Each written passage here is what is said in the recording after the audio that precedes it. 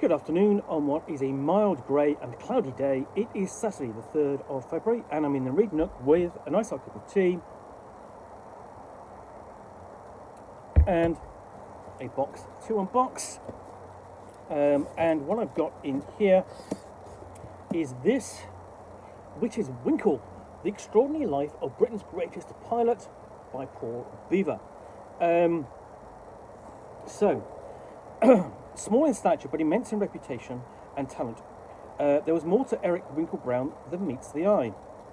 The pilot who set the standard for Britain's golden age of aviation, Winkle cemented his worldwide fame with incredible skill, extraordinary daring and nerves of steel when things went wrong, from shooting down Luftwaffe bombers from the deck of a carrier in the Battle of the Atlantic, and narrowly escaping death when his ship was torpedoed, to accumulating a never-to-be-repeated litany of world records and firsts as a test pilot. His unparalleled flying career saw him take controls of over 400 different kinds of aircraft, more than any other pilot in history. A rival to Chuck Yeager and hero to Neil Armstrong, by the time of his appearance on Desert Island Discs' 3,000th episode, Winkle had become a legend in his own lifetime, and by his death, a national treasure. But despite his enormous fame, there have always been mysteries at the heart of Winkle's story. To truly understand this fascinating but secretive man is to grapple with questions that have intrigued and confounded biographers throughout his extraordinary life.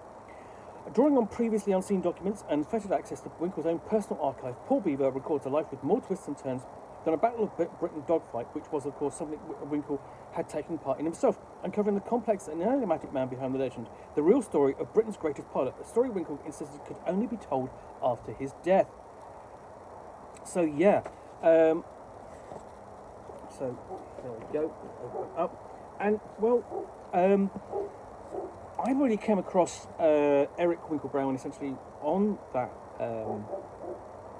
3,000th episode of Desert Island Discs. If you've not listened to it, Desert Island Discs is a very long-running program on Radio 4, broadcast typically always on a Sunday morning just before midday, and the interviewer sits down with a guest and asks them to choose 8 records that they would take with them to a desert island, along with a luxury and a book, and discusses their life, and their story. And so it's basically an interview around, the records of their choice. And you learn about something, sometimes it won't be stuff that you don't know, sometimes, it will be, and it might be a figure that you know well, or, but it's always a person of interest. And so it was with Eric Winkle Brown. Who had an utterly amazing life, and really, if you go and look him up, even just on his Wikipedia page, utterly amazing. Essentially visiting Germany in the 30s with his father, actually attending, sort of like the Olympics, and actually flying or being taken up in the air for the first time by a World War I German flying ace, and being encouraged to fly. Which is what he did. So, contents page.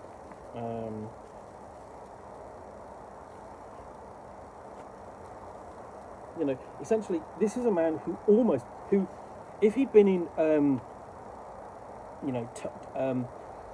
Chuck Yeager's shoes, would have gone, would have broken sort of like the sound barrier.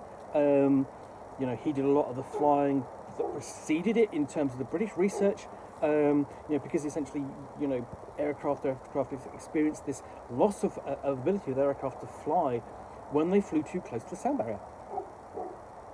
So we've got a map of pre-war Germany, which Eric explored, basically the naval air stations, airfields where he was stationed, his part of experience there in the Battle of the Atlantic, and where he was stationed in wartime Britain and in post-war Germany. So there we go. There he is, sort of like the controls in the cockpit of his Martlet fighter. A prologue, essentially setting up his life, and then basically revealing sort of like his early life. Essentially, even the very earliest picture of him And then, essentially, 1936 Olympics, he was there.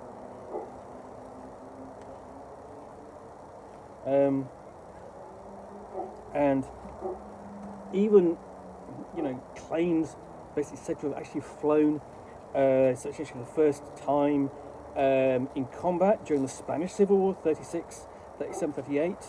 And then we have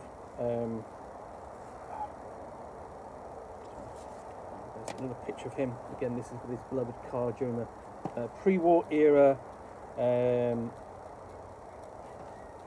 And we, basically pictures of him, pictures of home life. He's got like over 2,000 carrier landings and takeoffs to his name, something like that. Flew over, 400 different types of aircraft because, he actually got to fly and test out as a test pilot not just the British aircraft that will be being developed during World War II and beyond. But he was part of this sort of the assessment team, who flew captured German aircraft, and that includes the jets as well. Because remember, sort of like one of the things about World War II and a conflict like it, basically it pushed and forced radical experimentation and development in multiple fields of technology and science, and that includes, of course, aeronautics. So that would include sort of like all the early jets developed by the Germans, as sort of like as their wonder weapons for the war. He had to essentially interview members of the SS, and it's basically the staff at the concentration camps, Belsen, because he learnt German. Because one of the things he was advised to do when he was at the Olympics, when he was in Germany as a 16-year-old, was say, basically do two things: learn to fly, learn German. And he did. He went to, and he was actually acted as a translator and interviewer for some of the sort of like the Nazi war criminals, at Belsen, and that's to be recounted in here as well. So it's an incredible experience, and he would go on after the war to fly more and more different aircraft. So if you've got an interest in flying, this is going to be a fascinating read. Because the other thing to remember at this time, although it doesn't happen quite so much now, that really prior to the 60s, the United Kingdom was a powerhouse in terms of aircraft development. Really pushing through on advanced fighters and bombers, because what was feared was conflict with Russia, the Soviet Union during the period.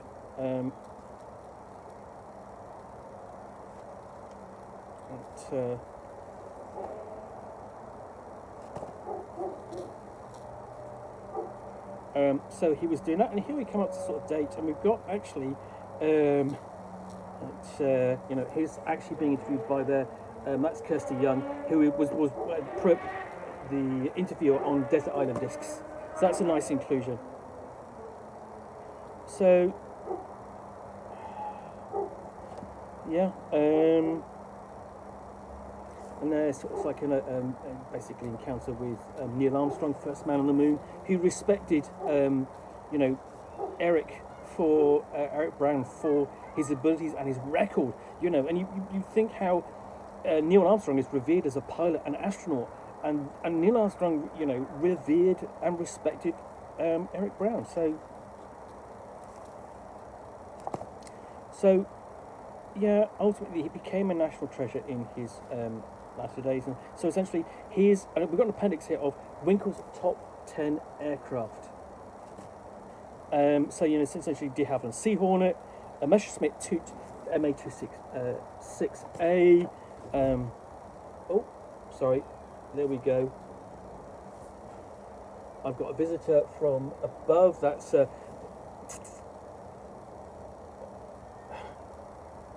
he's come down from the trees. That is Hercule.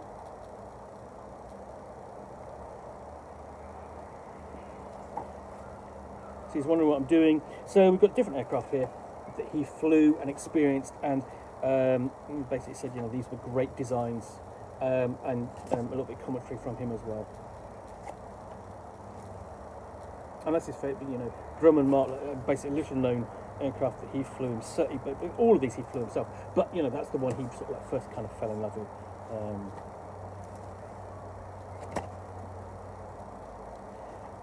And then we have Appendix 2, Winkle's least favourite aircraft. This is a fantastic inclusion. I think the other thing notably, sort of like the interesting is that two that got away here, two aircraft that Eric would have liked to have flown with the experimental North American X-15 space plane and the Lockheed SR-71. Basically, excuse that. That's Hercule bouncing the table as he gets down. Thanks for that, Hercule. So Appendix 2, Winkle's least favourite aircraft, and again commentary on those. So General Aircraft Gauss 56, the de Havilland DH-108 Swallow. So yeah, basically the de Havilland DH-108 Swallow. Eric describes the Swallow as a serial killer which cost the life of Geoffrey de Havilland on 27th September 1946. De Havilland is basically a major designer of aircraft. And Eric himself was almost killed flying it, and so on. We have numerous aircraft. You know, basically, these are just his thumbnail descriptions, just of bad aircraft he loathed. Just a fantastic experience of flying them, but terrible designs. Surprisingly, including actually the Westland Whirlwind. And then here we have a list of his firsts. You know, so first deck landing, basically first landing by a jet plane on a carrier. First deck landing of a twin-engine aircraft. First deck landing of a twin-engined jet aircraft. First deck landing of a tricycle, basically an aircraft with a tricycle landing gear. First deck landing of a turboprop. First deck landing of a helicopter on a merchant ship. And we've got a full list of all the aircraft that he flew. And these all will have been taken from his logbooks, because as a pilot you keep basically a logbook of all your flights, how many hours, what you've flown, and so on, you know. And he would have recorded thousands of hours. And we've got the acknowledgement.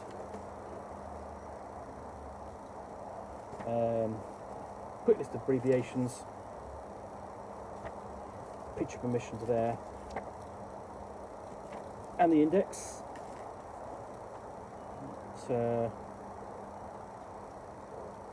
Bringing the book to a close with a quick blurb from the author, from the biographer, and that then is a book which again I didn't know existed, and I saw it and I went, brilliant, I absolutely want to read this, because this buys into my interest in essentially World War II, history of flight, and that sort of thing. It's a great combination. So yeah, if you can find this, thoroughly recommend this. This is going to be a really good book to read, I think. I really enjoyed it. Anyway, hope you've enjoyed this unboxing in the Nook. If you have, then please do click on the like button down below. And of course, if you've got any comments or feedback, I do appreciate you taking the time to post those. And lastly, if you want to be alerted to get more unboxings in the Nook, where you'll see me out here with a box containing a book or game, or in this case, a biography, which I will unbox and chat about to the best extent of my knowledge for roughly 10 minutes or so, all of course accompanied by a nice hot cup of tea, then please do click on the subscribe button down below. Thanks again for watching another unboxing of the Nook. I will be back again soon with another one. Bye for now.